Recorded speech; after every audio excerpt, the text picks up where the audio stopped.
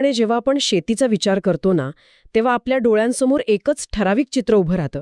म्हणजे एक शेतकरी जो कोरड्या पडलेल्या जमिनीवर उभा आहे आणि आकाशाकडे डोळे लावून पावसाची वाट पाहत आहे.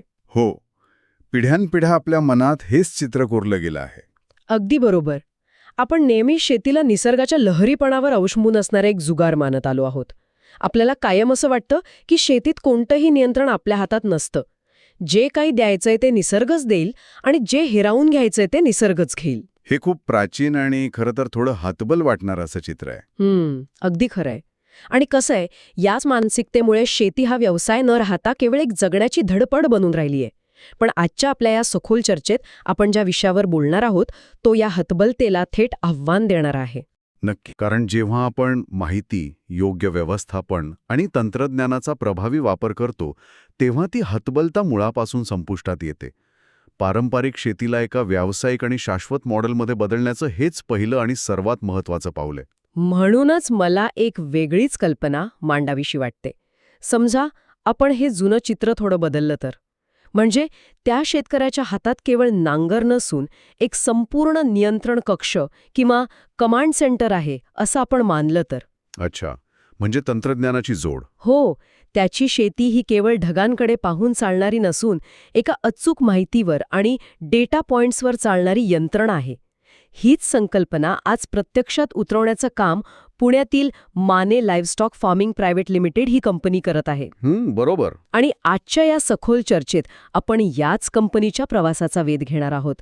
एक कन्सल्टिंग कंपनी भारतीय शेतकऱ्यांना खऱ्या अर्थाने स्वयंपूर्ण बनवण्यासाठी ज्ञानातील आणि संसाधनांमधील दरी कशी भरून काढत आहे याचा आपण आज सविस्तर वेध घेणार आहोत. नक्कीच.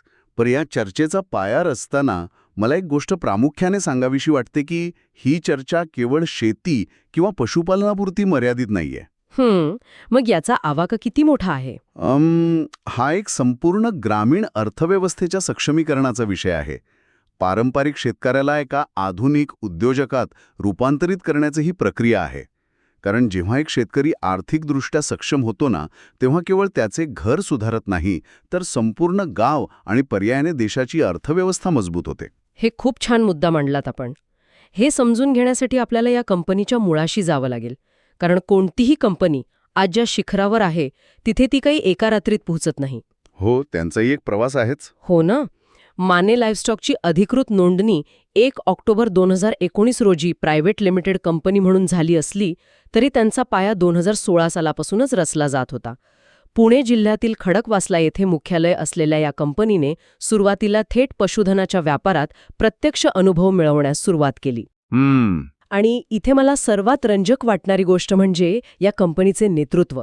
त्यांचे CEO लक्ष्मण माने हे केवळ एक व्यावसायिक नाहीत, तर ते एक प्रमाणित कृषी अर्थशास्त्रज्ञ आणि बिझनेस कन्सल्टंट आहेत. त्यांना या क्षेत्राचा 10 वर्षांहून अधिक गाढा अनुभव आहे. ही खूप मोठी जमेची बाजू आहे. अगदी. आता बघा, ही काही हजारो कर्मचारी असलेली महाकाय कॉर्पोरेट कंपनी नाहीये. त्यांचे केवळ 31 ते 50 कर्मचारी आहेत आणि वार्षिक उलाढाल अंदाजे 50 लाखांपासून 2.5 कोटींच्या घरात आहे.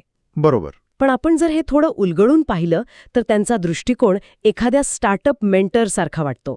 फरक एवढाच आहे की हा मेंटर वातानुकूलित ऑफिसेसमध्ये बसून सिलिकॉन व्हॅलीच्या तंत्रज्ञान कंपन्यांना सल्ला देण्याऐवजी थेट बांधावर जाऊन ग्रामीण शेतीसाठी आणि शेतकऱ्यांसाठी काम करत आहे. अगदी तसंच आहे हे. आणि इथे सर्वात आकर्षक गोष्ट म्हणजे एक कृषी अर्थशास्त्रज्ञ जेव्हा एखाद्या कंपनीचे नेतृत्व करतो तेव्हा त्याचा विचार करण्याचा दृष्टिकोन पूर्णपणे वेगळा असतो. तो कसा काय? म्हणजे ते केवळ पिकाच्या उत्पादनाकडे किंवा जनावरांच्या वाढीकडे पाहत नाहीत. ते संपूर्ण पुरवठा साखळी आणि त्यामागच्या अर्थशास्त्राकडे पाहतात. बऱ्याचदा कृषी क्षेत्रातील कंपन्या केवळ बियाणे, खाते किंवा पशुखाद्य विकून मोकळ्या होतात. हो, त्यांचा उद्देश फक्त आपला